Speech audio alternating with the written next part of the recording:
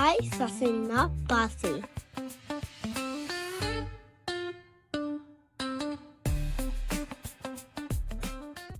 Welcome. So excited. Of course, the person that I'm so excited to talk to you today and introduce you to. We've had so many technical difficulties, but you know what? That is what life is. Meiyoko Taylor, Yes, correct? yes, And this is what yes, we're talking about today. How to bypass and work through technical difficulties in life, my man. How are right. you?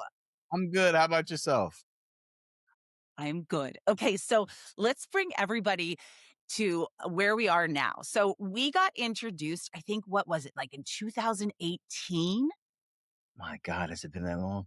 I think so. I was looking at text and like we were different people. And you are such an innovator. And I love miyokotaylor.com that you are just pretty much saying, hey, come to my page and come work with me, but I'm not for everybody. And I think that's what I loved about you the Right, most is that you're like right. me. We're not for everybody, but we have so much insight from everything we've been through in life. And I know I remember 2018, it was such a hard time in my life. And when we got introduced, I'll never forget where you were like, "Come on, Shauna." You were like my cheerleader. You're like, you wrote a book and if you were on stage, what's the one song you would like have while you were walking on stage and visualize all of this? And I always loved that about you. And it was in vogue, Free Your Mind. That like I'll never forget. Now I hear that song and I think that you. But yes. So tell me since 2018, how have you been? I'm so excited to catch up. You know what? It's been a long 8 years, but it's been one of ups and downs, sideways, arounds, and realizations. Being a father in that particular time span, I got to become a father to an amazing daughter. Lost my father, so there was some grief and um, I say tragedy there because obviously we want our parents to live forever, but obviously that's not the case. That's not how life is. And even some business transitions, and I learned a lot about myself. And just because at the time I was still coaching, doing very well with the coaching industry, and but I was caught up a lot with the personal development and the success and all that leadership stuff that everybody talks about. And I'm like, none of this crap is helping me right now.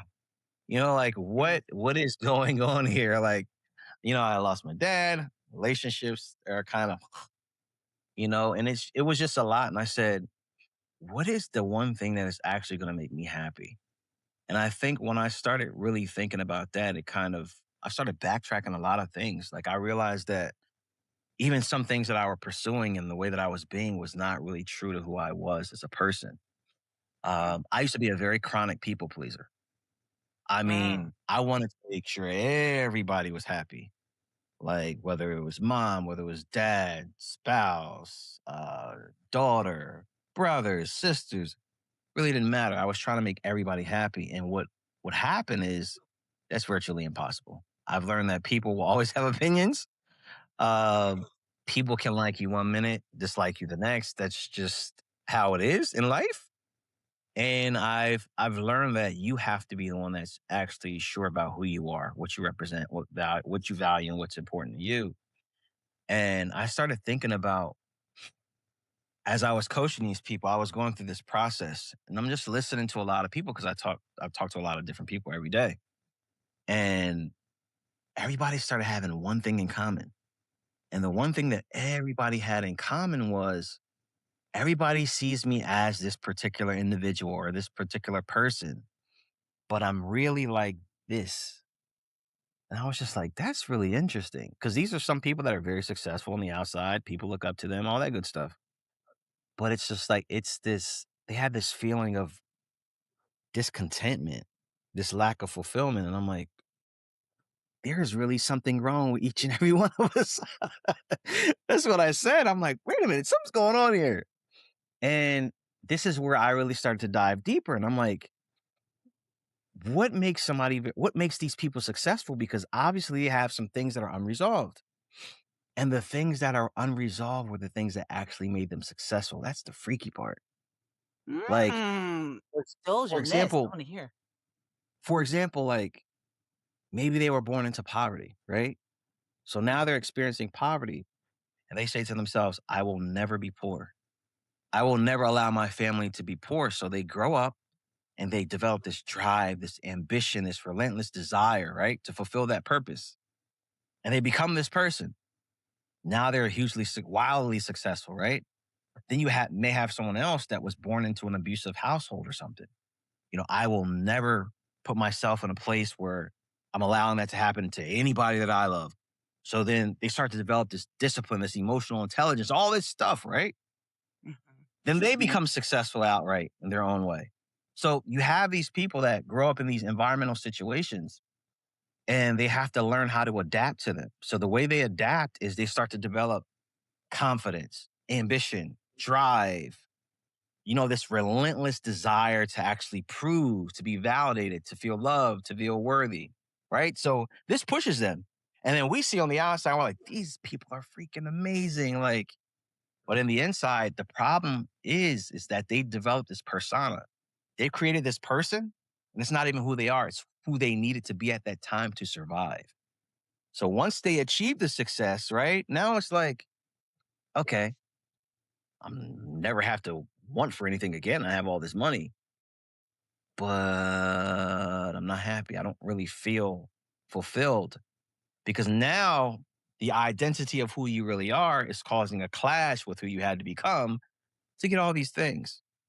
So this is literally probably in 90% of people I've worked with, it's the same thing. And when I started to see like that, I'm like, oh my God, I really got to talk about this. So I'm actually like working on a book that really addresses this whole, particular thing. And it's interesting that I'm talking to you because I didn't tell you this, but I said, you know what? I want you to do the foreword on my next book. I never even told you this yet, but I What? had this in my mind. Yeah, I had this in my mind. I'm like, I'm gonna do a book, and I really want you to do the foreword because I feel like your representation, another representation of my values, my beliefs, my principles. We both have the I don't really care what anybody thinks. It's about the value. And at the end of the day, you can sleep with yourself at the end of the day, knowing that you know who you are and what you stand for and what you represent. Um, so back to the whole success thing, all these people have this same thing in common. So they reach this goal that they set out since they were a child, right? Or a teenager. But then it's just like, who the heck am I now? Like, I've achieved all these things. I've become this person. I can't stop unbeing this person because this is what everybody respects. This is what everybody loves. This is what everybody admires. But it's not really who I am. I don't have to be that person anymore because I'm here. So how do I fix this great misalignment? Like, how do I fix this? So Yeah. I think How I does think so the problem is the dilemma is your life now doesn't align with the person you created, right? So now what you have to really ask yourself is what you want. What do you really mm, want? Who are you and what do you really want at this point? Because now it's like the real question is how do I stop operating off of survival mode now? And this is why mhm. you see and you see celebrities and you see leaders and you see just people, they still have scarcity mindsets. I know a few people that multi millionaires, but they have to make money because still feel like that 7-year-old person that had to share a bowl of cereal with three other people. Like they still feel like that individual. So they're still running on survival mode. And as a result, it starts to affect their personal relationships, the relationship with themselves. It keeps them cause them to be very, very distant, very overprotective, and they don't know how to turn it off. So you said, how do you fix it? So one of the first ways you can fix this is you've got to be self-aware to the point where you even know that this is what's happening. And before we started recording, that's why I told you, I said, people have to be able to put a face to what it is that they're feeling because a feeling is there. Nobody addresses it. So it's just like, oh, I guess I'm going to feel like this for the rest of my life. Completely misaligned because nobody says, hey, you know what? This is exactly why you're feeling this way. This is the face to what you've been feeling. So they can say, oh, crap, this is exactly it. Like, this is where Let I me need to ask focus on. So how do I? let me ask you a Sure. question. Sure. Okay, so I've watched this my whole life, right? Where fame, celebrity, money comes in, and I've seen people, right, that they get to the top of the mountain and they're just that Mhm. sad little queer girl inside that hasn't figured out.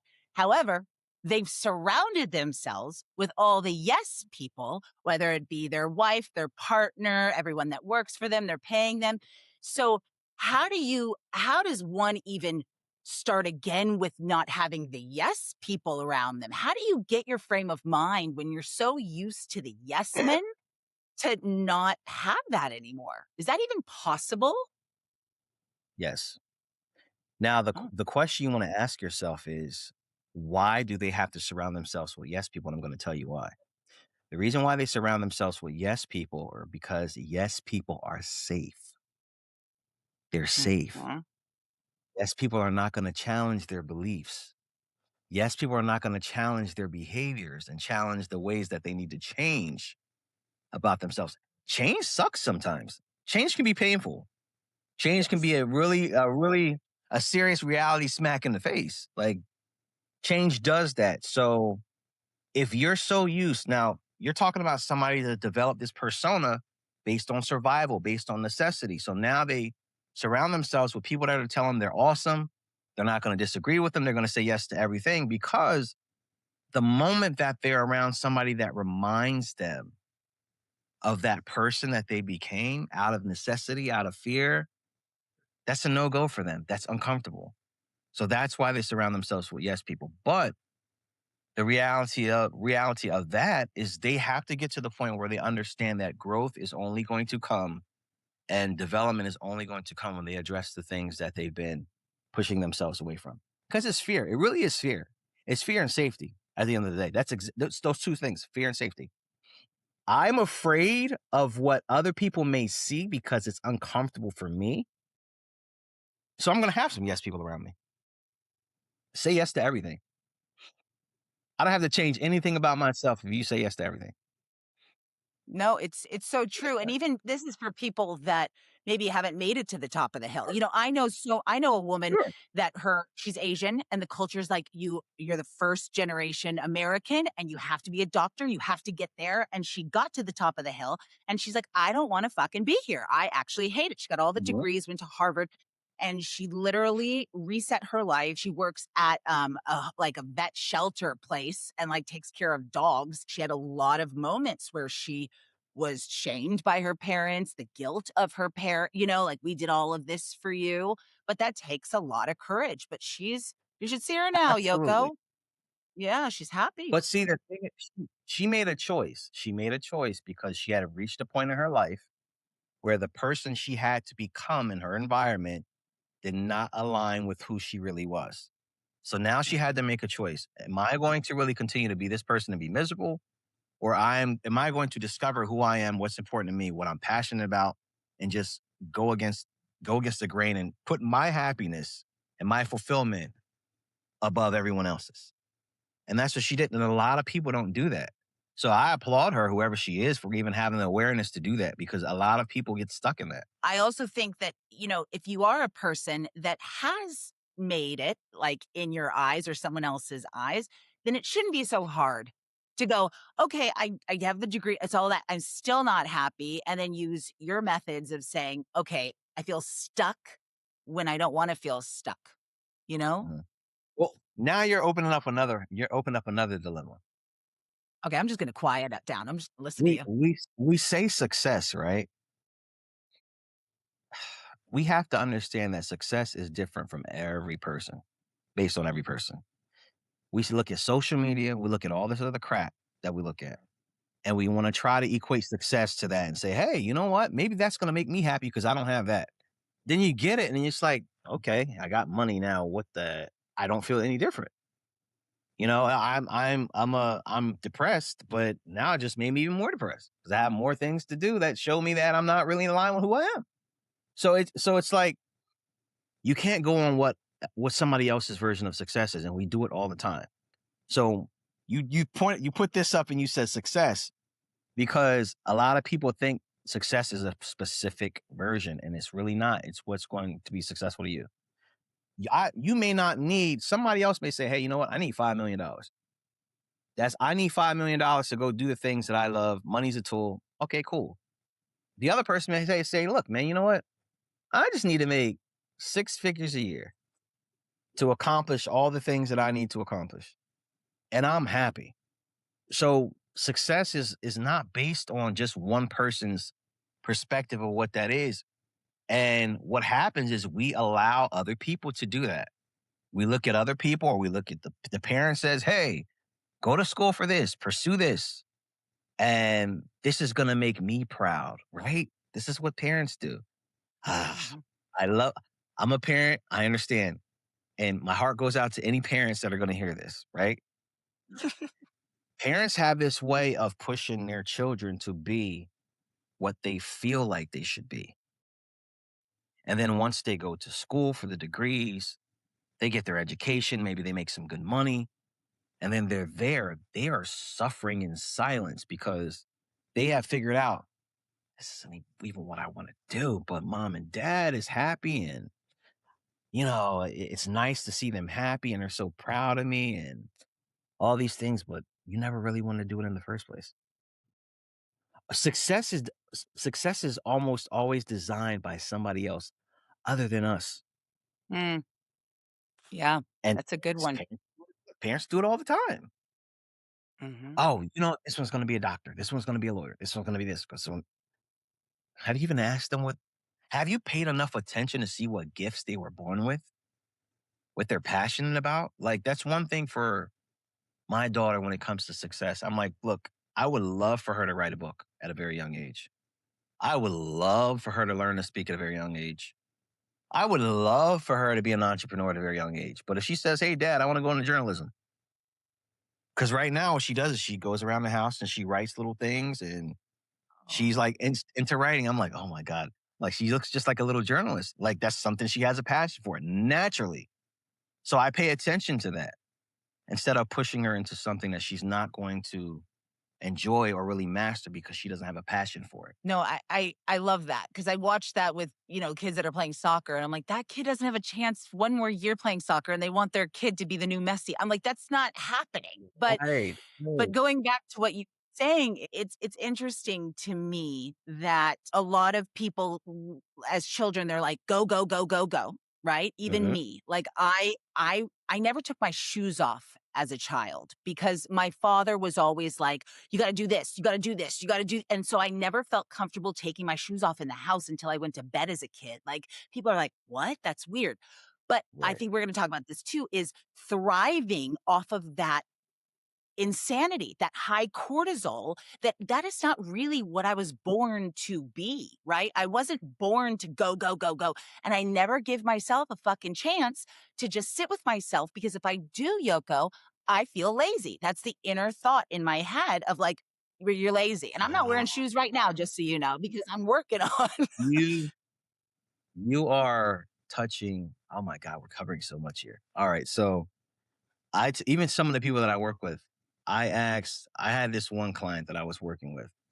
Go, go, go. Very brilliant woman. And I said, why don't you take a rest? You know what she said? She said, I can't rest. Rest is being lazy, and I've got to get everything done. Otherwise, I don't feel like I'm worth anything. And I was just like, whoa. I was like, wow. So my response to her, I said, so if you continue to keep going and going and going, your body's not a machine. What do you think is going to happen? I said, you're going to crash, and you're going to be talking to me in the ER, or I'm going to be visiting you in the hospital. But I said, where does that come from? One thing that anybody knows about me, I will question you to death if you want me to help you with something. It's literally like, okay, so why this? All right, why that? Okay, so why this? And then it's just like, I got it. You get to the question, right? So I believe that if you ask the right type of questions, you will unravel. You will unravel anything. So I asked her, I said, where does this come from? Her father was very, very successful. So growing up, she had to work really, really hard. And his philosophy on rest was rest when you're dead. Mhm. has to get done. No, you don't rest until every single thing is done. Everything is done. And even then you don't rest because there's something else that you could be doing. And that was ingrained in her brain. And it was literally like keeping her depressed, keeping her mentally, physically, and emotionally burnt out. Because rest to her was a reward, but it was a reward that she could never obtain. It was really, really, it was internal. And I couldn't believe it. And I'm like, how many other people feel this way? A lot of people do. They feel like rest is a reward. Rest is a necessity. Rest is not a reward at all. It's a necessity. And that's one thing. It's a challenge as an entrepreneur, as somebody that is, even passionate about what they do. When you love what you do, you can go. You can go. You can put some hours in. But at the end of the day, you have to rest. You got to rest your mind and you got to rest your body. And that's what I find a lot with these people that are on survival mode. One of the things is, and I'm glad you pointed that out, they don't rest. They don't rest. They don't rest their mind, and they certainly don't rest their body. They don't. They have to be on the move. It's like they're constantly chasing something that they're never going to get, and they don't even realize it. It's like the chase of validation, the chase of justification, the chase of never being without, the chase of always having to be this person, not realizing that this is a hamster wheel. It's a hamster And wheel. it's avoidant, right? Like, I Sure. when I was taking care of my mom, and my son's on the spectrum, and she lived with us with Alzheimer's. I don't know how my husband stayed with me, to be honest, because I was just so go, go, go, go, had to just, like, not look at everything else, and I'm glad that it wasn't 10 years of my life, because I probably would be alone, and, I had to really check in with myself daily and have voices like you or my husband, and had different voices in my head than my father, because I think we get stuck in the way we we're raised, or the voice in our head that's not our Sure. voice, right? It's not my shame. Why am I having shame because I wanna rest? And I have to take care of my mother because he abandoned her. I have children I have to take care of. And then I'm abandoning me, And then that's when people get my clients too. Like, that's when they get really heavy. And then they just have this self-victim mode. And I'm like, I get that you're going through a lot of shit, but like, just take a moment of pause to say, look at my body, like what you were saying. Like, look at the way I feel, look at your teeth. Have you You're flossed? talk you are It's like, talking you are talking to me, especially listen, I woke up one day, I said, "Dude, you are 35 pounds overweight, dude. that's real. Like like are you serious? Like, do you see your stomach? Like, what are you doing to yourself?" It becomes moments like that, and more often than not, we don't sit down with ourselves. We really don't. We don't take a time to stop, and a lot of that is we're afraid of what we're gonna find out. So when I'm talking about success built on survival mode, there's so many aspects to it. It's the fear of what we'll find out. We feel like we're protecting something that we don't want anybody to discover about us. It's very, very deeply rooted, and most of it is internal. It really is. So we're talking about survival mode when it comes to success. We're talking about success that was somebody else's dream that was placed on you. Like, all these things are going to ultimately, you may get to that particular goal, but is it the success that you really want? Is it really, really connected to who you are and what you're passionate about and what's important to you? And this is the problem. And I'm telling you, so many people are out there like that. So many Oh, people. yeah. Let's say I come to you and I say, I'm scared to death, right? Your first point is you have to identify. I always say to people, you have to look at the people around you, right? The yes people, the Uh-huh. people that aren't Uh-huh. making you Uh-huh. happy, the Right. assholes in your life, right? So then I come to you and I say, I'm at my wits' end. I've gained a bunch of weight. I'm sad all the time. I'm depressed. Because all these doctors wanted to give me all these pills, Yoko. That's Uh-huh. fun. But I'm like, I have a kid after my mom dies 2 days later saying, get up. Like, it's time to take me Right. somewhere. Like, get over it. Right. Yep. Right. A lot of lessons to be learned there. But for her. But I will say, okay, so someone comes to you and says, I'm scared shitless. Now what? Again, I always say questions are the most powerful tool you have. Yeah. My first question is already gonna be, "What are you afraid of?" Mhm. That's the first thing I'm gonna ask them. They come to me and say, "I'm really scared." "What are you afraid of?" Then I'm gonna ask them, "Why are they afraid of that?" And then we're just going at that point, we're just traveling. We're traveling. So for me, I just have a God-given ability to ask the right questions. It's just something like second nature to me at this point. So once I Yeah. start asking questions, we just start going down a rabbit hole, as they say. Because a lot of times we don't stop and understand where the feeling is coming from. We just feel it. Like I'm pissed off. I'm angry. Oh, I feel great. I feel happy. Why? We never trace it back. We never trace the emotion back to what's causing it. And this is why some people are happy for the moment. And then it's just like, oh man, ugh, that feeling came and went. I don't even know why I was happy. Start to have some self awareness into what triggers those emotions. Because who doesn't want to feel a happy emotion more often than not? Happiness is a state of being. So you'll never be happy if you're living someone else's version of success or if you're still stuck in survival mode. Being stuck in survival mode, I've never been in survival mode and used that to fuel success, but I've talked to enough people who have, and you can tell it sucks. Like it sucks to be able to have so much and to accomplish so much, but to you, it feels like you've accomplished nothing. I see a lot of people that try to not deal with their pain. And if you Mhm. can't deal with the pain of what you've lived through, been through in your life, you're going to avoid the happiness because Sure. unless you really, because people don't work through their childhood, their sadness, their little traumas, their big traumas. And then what? Because if somebody came to you, right, and said, what I'm scared of. I know a lot of people that are just scared shitless that if they let that rope go a little bit, they're just gonna fall and melt like the witch of Wizard of Oz with the rain, right?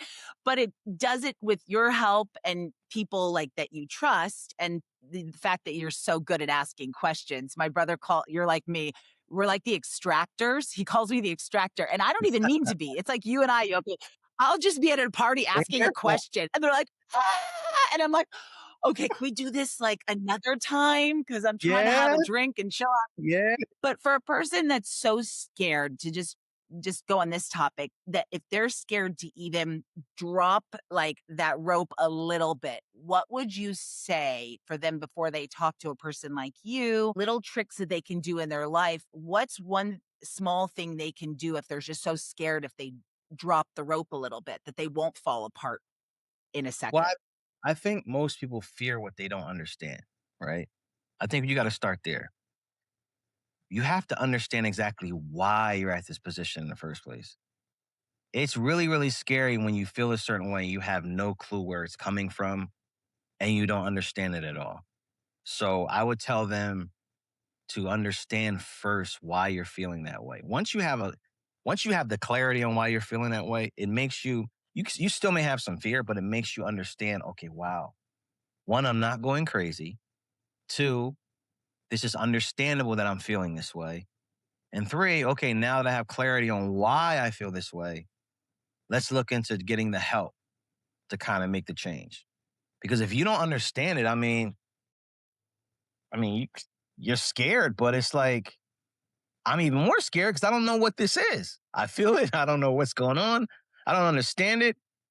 That type of person is not going to get help right away. They don't understand what type of help they need. How can you get the help you need if you don't even understand why you're feeling that way? I tell people clarity is everything. That's got to come first. So if somebody were to come to me frantic, oh my God, I'm scared. I don't understand. Okay, cool. What are you scared of?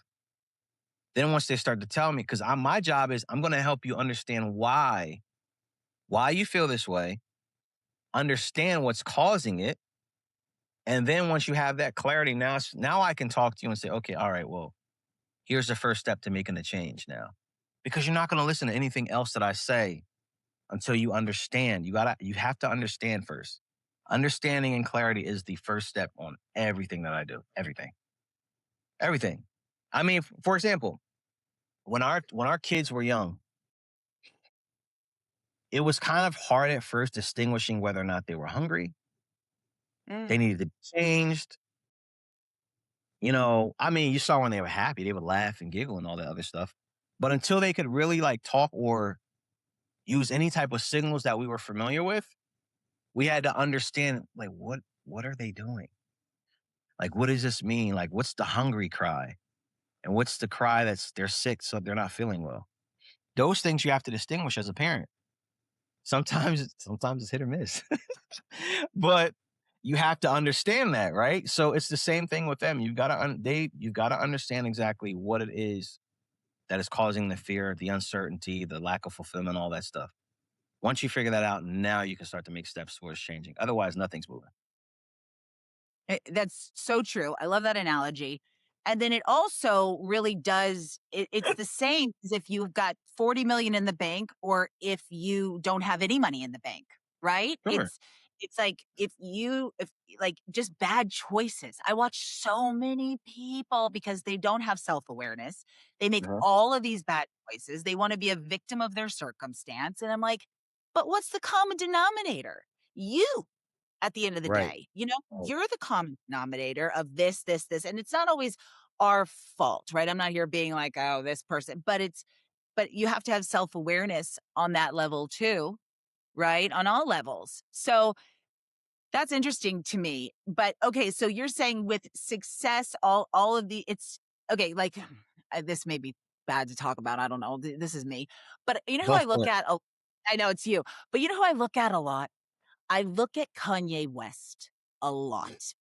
And I just watched his documentary. And I think it's really interesting too, because I don't know what his mother was like. It's like the Elvis syndrome. I don't know what their mothers were like, but I know that no matter if your parent, it's still your parent at the end of the day, right? Especially losing mine. That is the voice where you can hopefully get answers from. That is the person that did raise you. That's they know your tools and they know your box. Right. But when I watch this man he went through a car window, by the way. His brain is just what it is. But I just watch him around all these people that are the yes people when I feel like if he had his mother, Yeah. he would have been very different if she was alive around the celebrity of it all. I have a tendency to agree. From what I've heard and what I understand on what I've heard is that him and his mother had a very close relationship. When you lose somebody that may have been one of the only voices of reason in your life, one of the only people that could ground you or center you, um, that is a very, very, very big blow. Not only from a physical perspective, her presence, but just the mental aspect of keeping him centered. And I feel like if that's the case, when he lost her, he probably felt like he lost one of the only people that understood him, knew him inside and out, and could actually center him. So now it's just like, whatever, nothing else really matters because he doesn't have that type of person in his life at this point. Because he did change after that, for sure. There Uh-huh. definitely was a change, for sure. But I think it's also too unaddressed things in his life.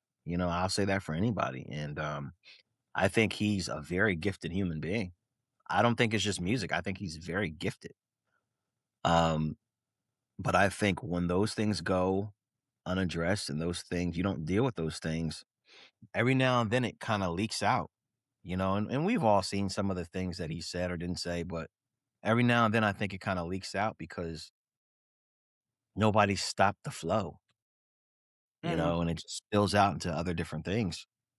With you losing your dad, how did you because with my mom, I, like, splashed around the kiddie pool for a while. I was just like, "Fuck!" Like, and Right. I knew it was coming, and it was disastrous and sad.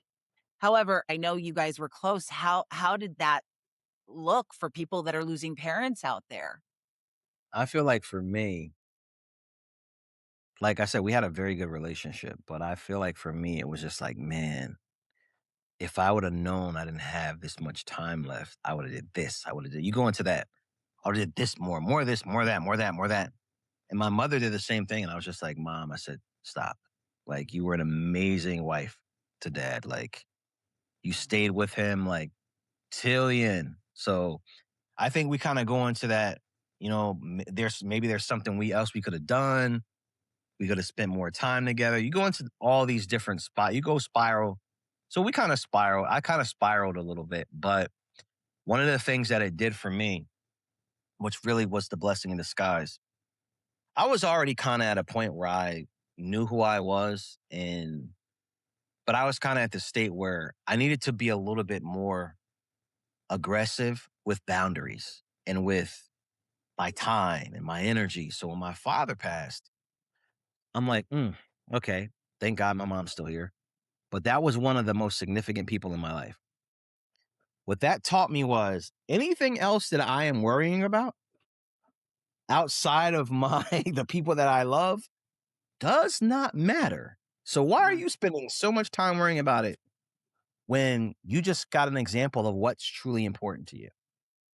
So when my father passed, man, it turned a switch on me to where it's just like, okay, not going to be disrespected, not going to be undervalued, not going to waste my time with things that no longer serve me, not getting involved in any unnecessary drama. If I like you, I'm going to tell you. If I don't, I'll tell you that as well. I'm very cut and dry. And it's crazy because my mom was like, oh my God, you changed. And it's just like when you have an experience to where life shows you just this process of life, it shows you that this is really what's important. This is what you got to focus on. You got to cherish these moments because all this other stuff, this time you're wasting with other things, doesn't matter. And I used to be on the phone with people, man. Like back in the day, if I was to show you my text messages, I think people thought because I do like in a private advisory because we're friends, they could just ask me anything. So I would get text messages from 6 in the morning Mm. till 1 or 2 in the morning with Wow. problem. Can you get your advice on this, on that, that? And I would answer. And I remember telling my mom about it one time, and she was just like, "What are you doing?" She said, "I understand you want to help people. I understand." But she said, you've got to have some boundaries. You're a father now, and that little girl needs you more than any of these people. And I said, you know what? I said, you're right. And then I started exercising more boundaries. So what my father did is that his death made me really, really emphasize because I was already a family guy anyway, but emphasize the fact that no, your family, when it comes to all this other stuff that you're entertaining or the energy you're putting into, that's what you take care of first. I love who I am at this point because I I can tell somebody no, I can tell somebody this and not even feel an inch of like before it's just like, oh my God, like I told somebody no, like man, I don't want to disappoint them. Now it's just like, no, no, that's not gonna work. It's a full sentence, no. I love Yeah, that. not gonna It's work. just and I like who you are. I love age. I think I'm just an old soul, and I love age because I do feel like, before you had your daughter and, you've had loss with your dad. It's like, I think we were trying to put on kind of the, okay, Sure. let's advise, like, and I just look at Well, people out there that want to be gurus. And I'm like, no one's a fucking guru here. Like, we all have to keep Nobody. learning. Feel. Nobody. No. Nobody. And you know what's funny? It's since you mentioned gurus. There were people that actually came to me, and I'm just like, "Man, you portray that you've got it all together, but you are a wreck. You are a Oh, you, wreck." you say that to them? Oh, yeah. No, I'm saying it to no, I've said it to them, and I'm saying it to myself. So I'll Yeah. say, "Can I be pretty much honest with you?" And they're like, "Yeah, sure." I'm like, "You're a wreck right now. Yeah. Like, you are a wreck." And they're like, "Oh my God, I didn't expect you to be that forward." Well, I mean, that is what it is. It's not pretty. You're a wreck right now. And right now, your identity and this persona that people see you as is definitely not aligned with who you are, and that's what's really bothering you. So let's talk about it. I'm not a shrink, not a psychologist, but I will say that there's a lot of people that I've talked to where it's just like, dude, you helped me out. My therapist couldn't. I've been going to therapy for 15 years, and they couldn't help me with this. I'm just like, that is way too much decompressing, but the reality of it is you're right. Nobody's a guru. We're all learning. And I think some of the most amazing people, they understand that they are forever a student, forever. We're always learning. Like I tell somebody, I said, I can go to some on a subway and it could be somebody homeless. I'm having a conversation and they may say something to me and I'm just like, wow, like I never looked at life from that perspective, and it's that's just the way I love learning and I love learning from whoever I can learn from. I don't care if you're a 15-year-old kid. It doesn't matter to me. Mhm. Somebody always has some piece of wisdom that you can actually take with you. And yeah, that's it's but this success thing, I call it a success thing because I feel like a lot of people don't really have a beat on what success is. It's a success thing. I mean, look at social media. Social media, I have a love and hate relationship with social media, by the way.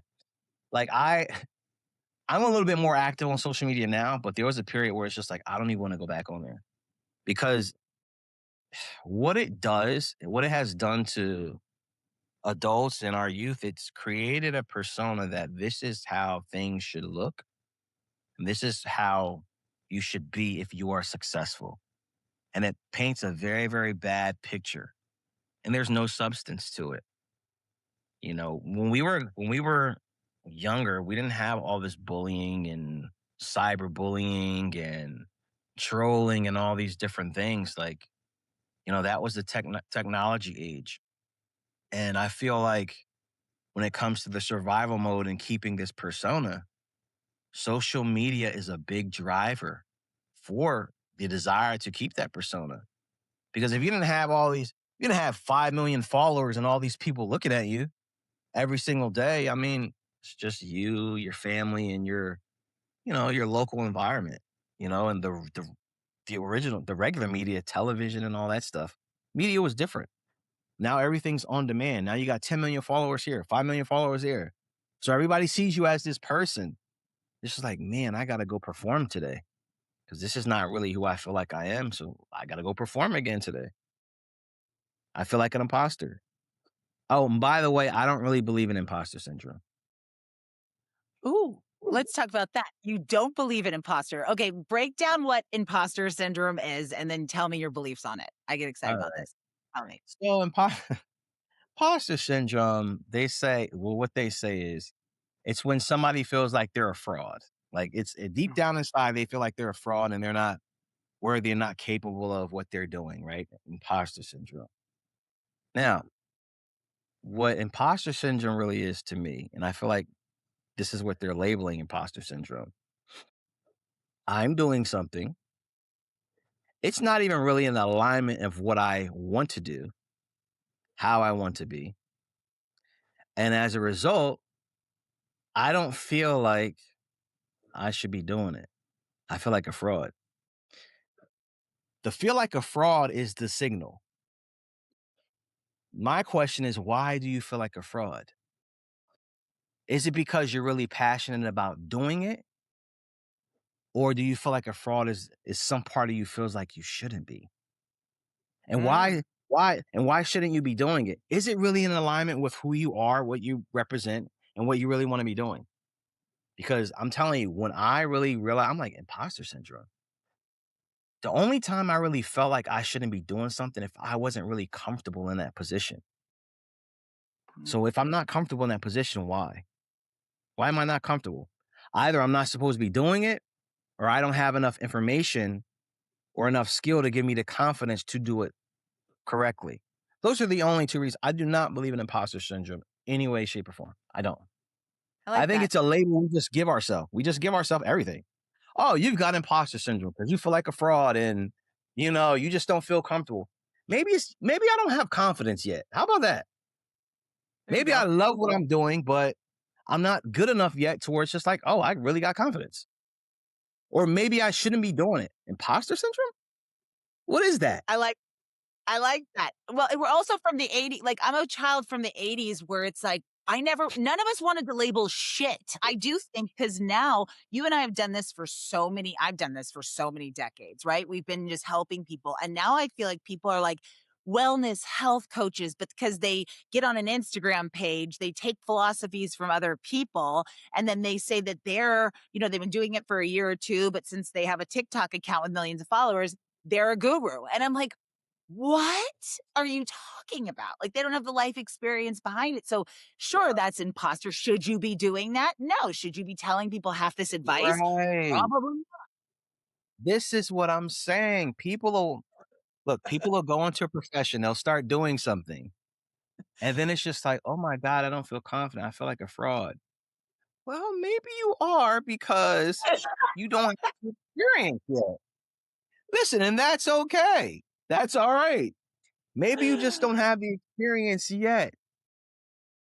I have not met, and this is me. I have not met somebody that has been in an industry for years, has provided transformation for years.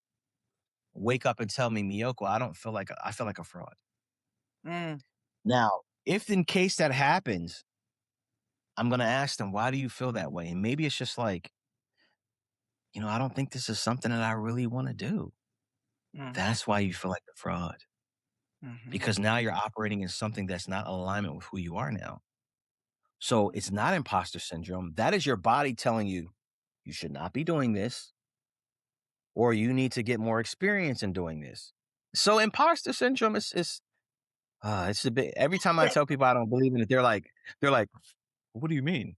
You don't believe in imposter syndrome?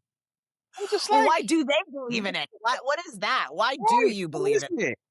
What is it? Yeah. Like back in the day when we were younger, it's just like, you know what? Oh, okay. You feel that way. Do you really want? Are you good at it? No, I suck.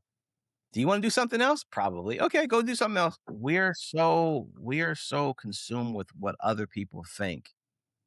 And that's why like when people create this success based on survival mode, they get to a point in life where this drive and this ambition, they create this level of success for them.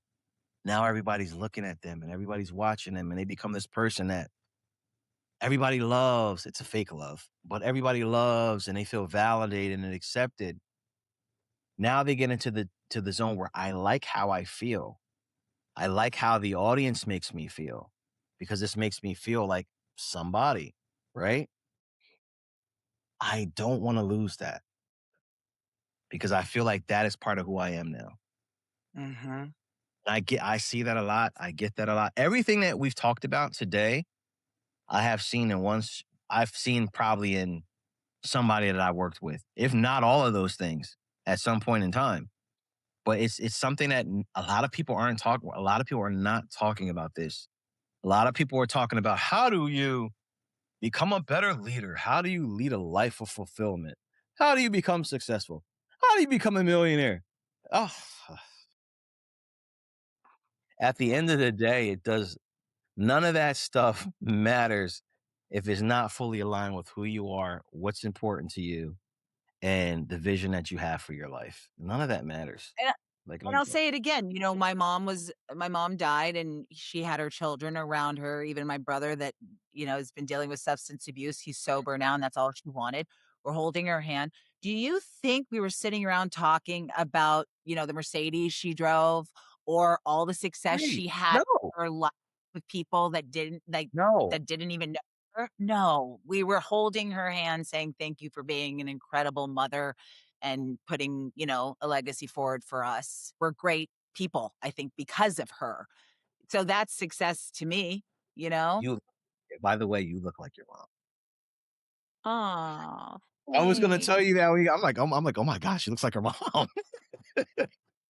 Yeah, that makes me happy. Okay, Yeah, I was thanks. like, oh my god. I'm like, wow, she really looks like her mom.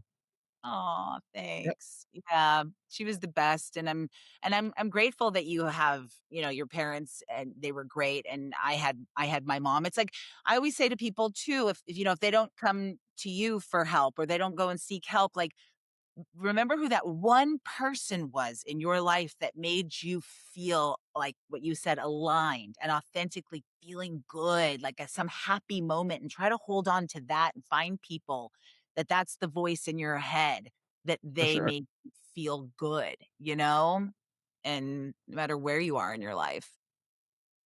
I think I think people think a certain type of, I have to say certain type, a certain type of success is going to be the answer to all their problems. And I think that's where we get it wrong. Mhm. Money, money can magnify, money's a tool. Money allows you to do other things, sure. Mhm. But if you're living life on survival mode, if you're living a life based on someone else's dream, maybe it was your parents' aspirations for you. I don't care how much money you make. I don't care how many people shout your name. I don't care how prominent you are in whatever industry that you're in. There is still going to be something missing. And it is going to be like a nagging, gnawing feeling because every single day, it's almost, and this is where the imposter syndrome thing comes in. Like, it's like every day you're living a life that doesn't feel like your own. So if you want to say, I won't say imposter syndrome, but you can be in a state where you actually feel like you're living someone else's life because you are. If you're somebody that, I watch documentaries every now and then, on some of the entertainers, some of the celebrities, and just prominent people in our history. And it's just like, in a lot of them, you can see there's just like hidden underlying dissatisfaction that I don't think people pick up on. And I'm just like, and I'm looking at, I'm listening to them talk, and sometimes the quiet little places where the camera's on them and they're just sitting to themselves and they're reflecting on life. And I'm just like, man, there's so much underneath there to unpack, and people really, really miss it. And I'm just like, all we do is we look at the cars and the money and them on the red carpet and them closing the big business deals. And it's just like, these people, after all that, they go home. They go home, and a lot of them go home to big empty houses. They sit down, and when they lay in the bed and they turn the lights off and they're sitting there staring at the ceiling, it's just like, man, like, this is who I really am at this place, this point in time. This is who I that's the that's the time either they're the most content or they're the most freaked out. That's a Because great when first you question, buddy. That's Yeah, great. yeah, absolutely. When you lay down, it's funny that you say that because I do that. When you lay down at night after everything's gone, after everything's over, business day's done. I don't even care if you're married, wife, husband, whatever. When you lay down and that light's off, who are you at that place in time?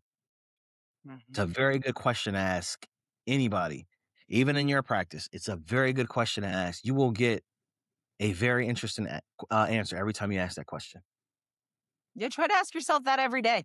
I think that's a good place to start. Like, ask yourself when the noise is quiet and if you have noise in your own head, what is it saying to you when you're lying in bed? And that's a great way to start, to like you were saying, going back to the beginning of like being self aware, identifying those moments, and then finding, a person like you that can help them navigate along the way. Yeah, for more advanced, help, but not feeling like they're unraveling. But oh Yep. my god, Yoko, I could keep you forever. Okay. So, you're still out there, you're guiding people, helping people. Who is the person that you say I'll put all the information down, but miyokotaylor.com, who would be the one person that you would say, "Please don't come and find me yet. um, hmm, 'Cause you busy. You busy, that's and a you're talking about question. boundaries." I've never had anybody ask me that. That is a on the money question. All right. Man, I got to think about this. So, if I had to think about somebody that would not be ready to talk to me, it would be someone that still feels victimized. Hmm. I feel like if you still feel like you're the victim, you're you're looking for ways to justify that feeling. And this is just in my experience. People that feel very victimized or feel comfortable playing the victim, that's not the type of person I would talk to. Because that right there, somebody comfortable playing the victim means I don't want to take accountability. That's not going to work for me. Nothing happens without taking accountability. So if I have somebody top of my list, oh, loves playing the victim, loves being a victim. Now, I'm not saying that things haven't happened in your life that are significant. but you can't play the victim. May have happened, but now it's taking accountability. I can't change this, but I do want to change this and this. So I don't know how to do that yet, but I'm willing and open to actually taking the right step. But if you're somebody that just wants to wallow in being a victim, you're just not out of that process yet. That wouldn't be somebody I would talk to. What I would say is, okay, you need to go to therapy. You need to pray. You need to go to therapy. And then after you have some therapy for a while, then let's revisit the conversation. Because playing the victim, that is it takes a lot of psychological energy to reshape somebody's perspective when they're stuck in that cycle. And one of the things I used to do as a mistake was I would work through that with people and I would help them, but it takes a lot of time and it takes a lot of energy. And so I leave that to the clinically trained professionals. So that would be I think probably that's the only person because if you actually oh well wait a second, wait a minute. I have to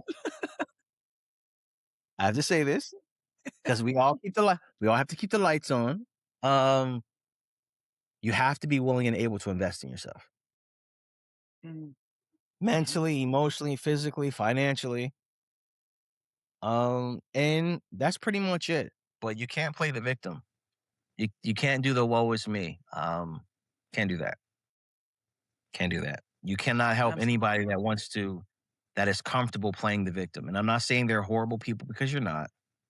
You're just still stuck in a process where you feel safe blaming everybody else. Or you feel safe Mhm. blaming the person. And the blame could be it can be placed in the right direction, but that's not going to help you. You have to understand, like, okay, they may have done that, they may have did this, but I want to change this about myself because I know it's not helping me in my own life. That type of person. It opens the doors to me to be able to help them. But playing the victim, I can't I can't help you. I You're just love not that. And I also think the financial part is very good as well because it's like when clients will come to me, I'm like, okay, I can maybe work with you. However, you have to save up for and if when you put your money towards a belief and you really want something, you save up and you're gonna work harder. I've also learned too, and this is just a little business tip for anybody listening. I've learned that different people at different statuses of their life value things differently. Mm, So some of my older business clients, I tell them like if somebody's starting out in something, they're not going to value mindset and they're not going to value self-development at first. They want to know how to make money. They want to know how to get their first mm. client. That's what they're going to value first. Now, the type of people you and I are talking about on this on your show, they're already making money. They have some level of success. So they're experiencing financial rewards and things like that. Now it's like, okay, I'm not really worried from a financial perspective. I'm comfortable. Some of them are just set for life, some of them. Some of them are comfortable. Now, what becomes more important is what other areas of my life do I need to change? So now something like you and I are talking about, that becomes a priority to them because they're at a particular stage in their life. So I tell people when it comes to business, when it comes to sales, make sure what you're offering is completely aligned with the stage of that particular person where they're at in their life. Because if not, you're going to have a disconnect. And that's why a lot of people like, I have this great product. It's not, it's you got to meet them at where they're at and whatever stage they're in. It's gotta line up. So for me, my type of client is always somebody that's already making money. They're pretty much successful.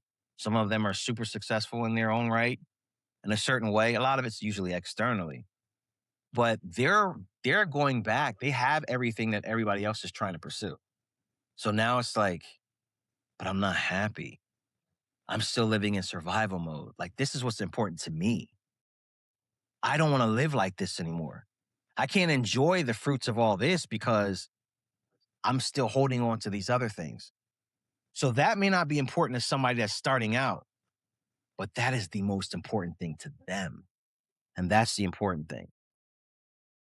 That's the important I thing. love You've got to meet them to what stage they're at. Yeah. Well, you are such a joy, and Oh, oh, man, I enjoy I myself. can't. I'm so happy. We were on an hour, and I could do 3 more, so you may have to just come back on and talk about more stuff because I love talking Anytime, to you. anytime, anytime, I'll put you to that. But I'll put all your anytime. info below. I'm so glad we got a male perspective and you're raising a leader in this world. And thank you for being such a good girl dad because, not You're enough of us welcome. women had those. So you're awesome, Yoko. Thank And you. yeah, you're always winning in my book. So I'm so Likewise. happy. Well, we'll talk soon. And thank you for all your wisdom. You're All the right. You're best. welcome. I enjoy myself. Yay.